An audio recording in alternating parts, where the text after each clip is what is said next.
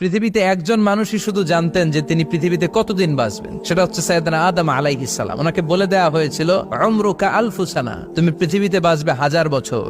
কয় বছর? সাইয়েদনা আদমের সামনে অনেকগুলো রূহ রাখা হলো। সাইয়েদনা আদম বললেন, এরা কারা?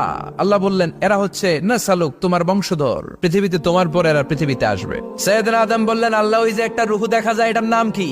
আল্লাহ বললেন, হাদা ইবনুকা দাউদ, এটা তোমার ছেলে দাউদ, সে দুনিয়াতে নবী হয়ে আসবে, তার ছেলে সুলাইমানও নবী হয়ে আসবে।